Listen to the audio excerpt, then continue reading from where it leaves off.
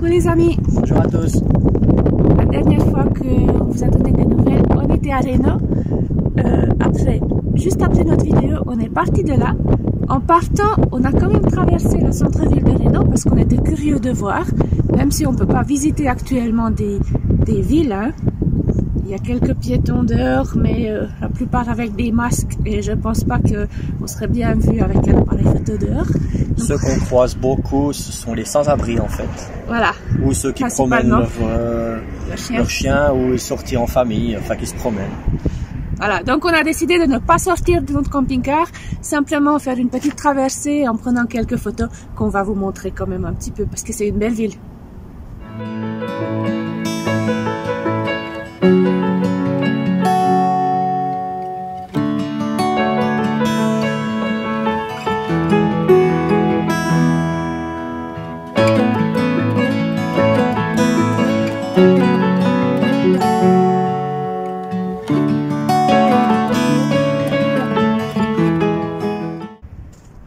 Après être parti de Reno, direction Las Vegas, donc où on est maintenant, on s'est arrêté une nuit en plein milieu du désert. Alors là, il n'y avait absolument rien du tout autour de nous. Ça, c'était l'écart social parfait. C'était bien. Voilà. On vous montre aussi.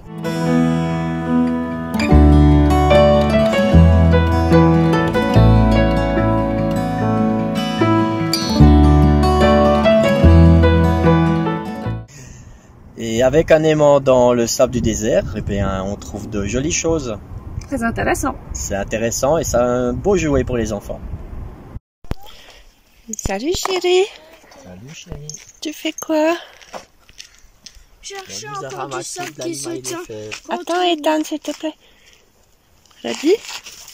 Je m'amuse à ramasser des particules de fer.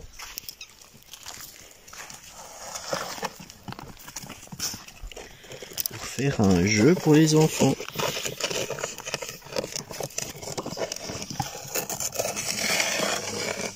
Ça, après les enfants peuvent jouer avec les aimants, tu vois. Et tu trouves ça dans le sable, dans le désert. Exactement. Il y a tout plein.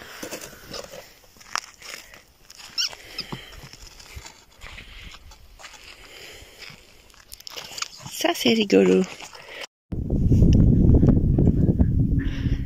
Boulette de feuilles. Le lendemain, on est arrivé à Las Vegas. Et là, suite à notre réflexion qu'on vous a déjà expliqué la dernière fois, hein, c'est pas une grande surprise que on a décidé en fait de rentrer à la maison. Donc on a commencé de chercher un endroit pour le camping-car pour essayer de trouver quelque chose le moins cher possible.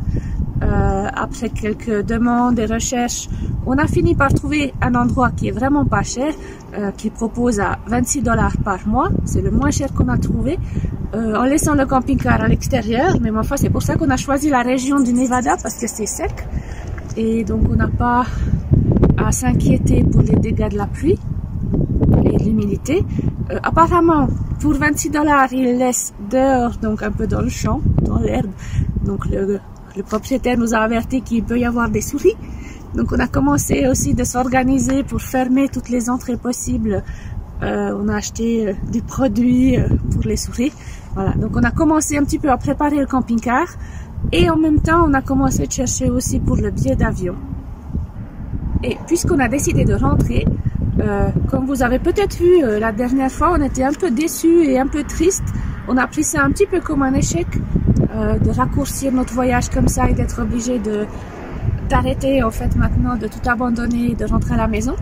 Mais après des journées de réflexion et de discussion, en fait on a changé d'état d'esprit parce qu'on s'est vraiment mis dans l'idée de revenir, de juste couper notre voyage pendant quelques mois jusqu'à ce que la situation se stabilise dans le monde et que tout redevienne à la normale, qu'on puisse revoyager et de revenir récupérer notre camping-car, nos affaires et reprendre, même si c'est que aux États-Unis et au Canada, et même si on doit renoncer aux autres parties du monde qu'on avait envie de visiter, ben c'est pas grave, ça nous frustre quand même beaucoup moins d'imaginer que c'est pas la fin, c'est juste une pause.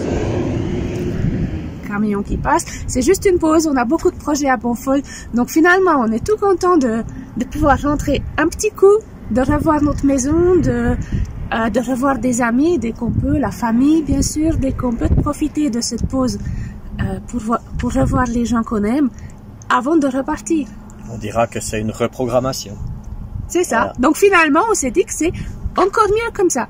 Parce qu'on gagne une petite pause, on gagne cette possibilité de rentrer un petit coup à la maison. Et peut-être pourquoi pas prolonger le voyage après, on verra ça. Mais voilà, finalement, on s'est dit que c'est tant mieux comme ça. On verra comment ça tourne, mais en tout cas, on ne met pas un point final au voyage. On va faire en sorte que ça continue. Peut-être dans 3 mois, peut-être dans 6 mois, peut-être dans 9 mois, mais on ne sait pas. Et on ne sait pas combien de temps après encore, mais en tout cas, on veut reprendre notre camping-car et refaire un bout encore après. Donc, tout content de cette nouvelle décision et de cette nouvelle enthousiasme de pouvoir rentrer et revenir plus tard, on est parti à l'aéroport pour avoir plus d'informations, surtout concernant le chien, parce que le billet d'avion, même pour nous, on peut l'acheter sur Internet, mais acheter un billet pour un animal, ce n'est pas possible sur Internet. Voilà, donc on avait des questions et on a décidé de rendre renseignements à l'aéroport. Pour cela, on a dû traverser le centre-ville de Las Vegas, donc le strip qui est bondé de monde d'habitude, où il y a des casinos, des restaurants, des spectacles. Et ben voilà, aujourd'hui tout est vide, des voitures, il y en a, ça c'est à peu près normal, mais des piétons très peu, et tout est fermé, donc comme toutes les grandes villes en fait, ça fait vraiment bizarre de voir Las Vegas comme ça. On vous montre quelques photos. On va dire que les seuls regroupements qu'on a vus, c'est des regroupements de policiers, on peut dire, voilà.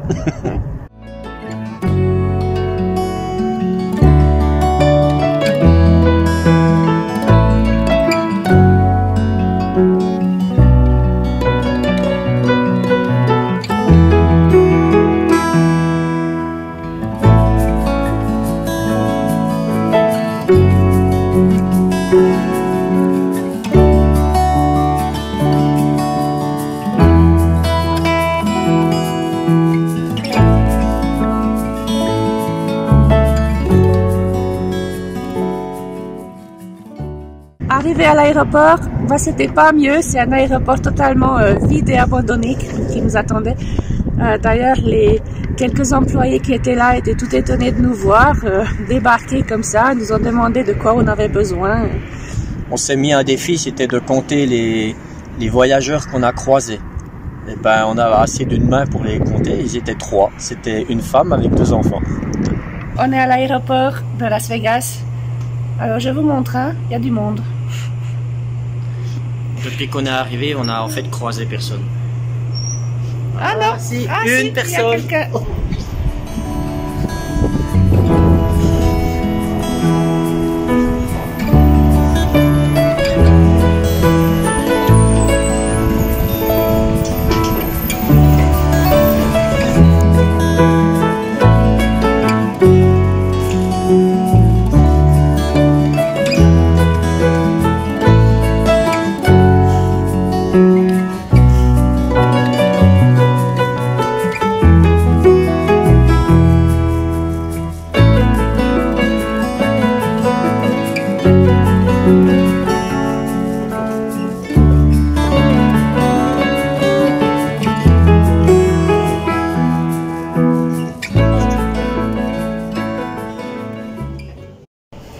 Voilà, on a trouvé 2 employés de la compagnie United qui étaient censés faire le vol depuis ici, Las Vegas, jusqu'à New York.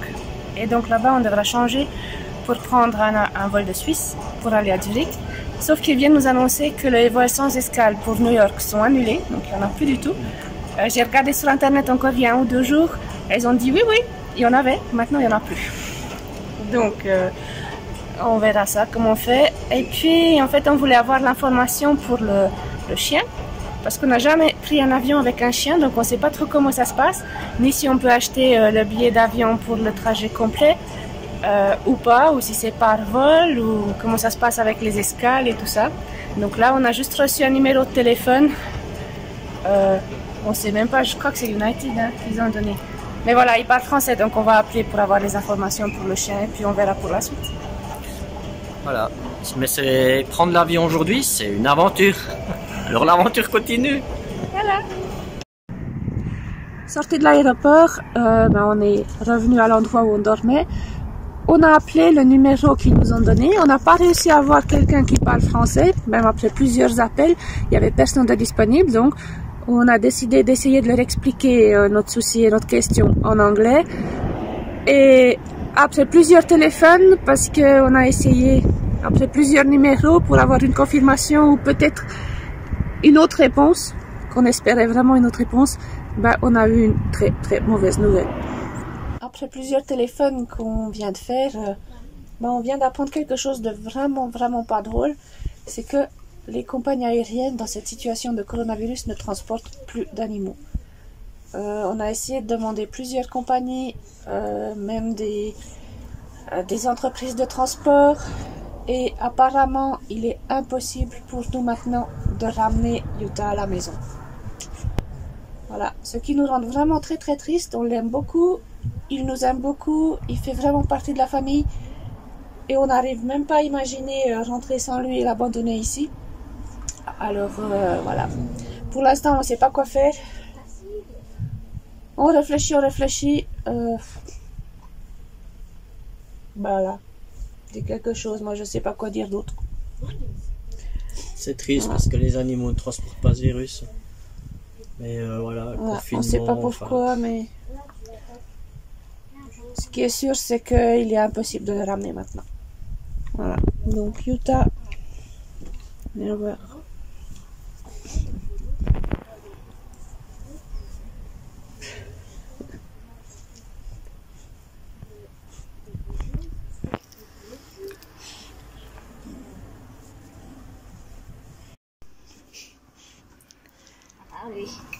Voilà, notre petite famille.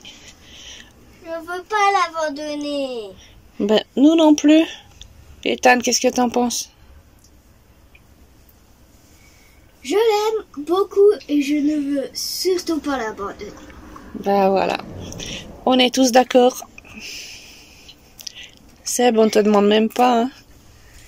Je crois bien que c'est celui qu'il aime le plus.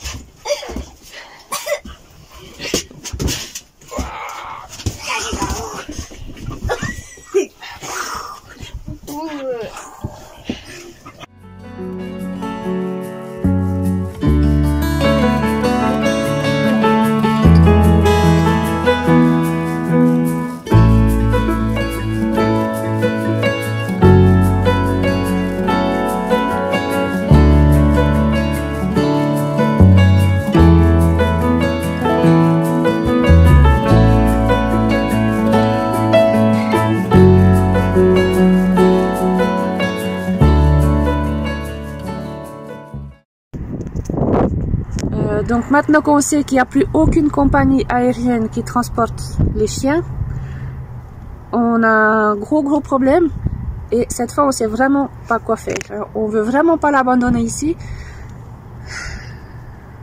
On sait pas. Donc on cherche une solution.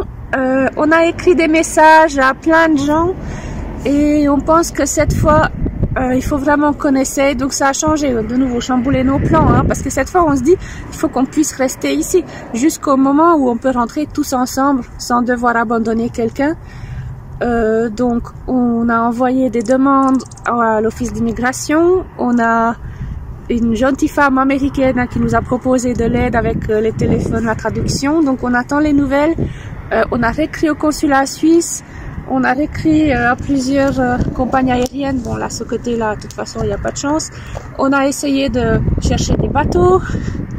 on a pensé à toutes les solutions. On a même imaginé acheter un voilier juste pour pouvoir quitter les États-Unis à la date voulue, sans rentrer, mais en restant en mer juste en attendant de pouvoir retourner quelque part.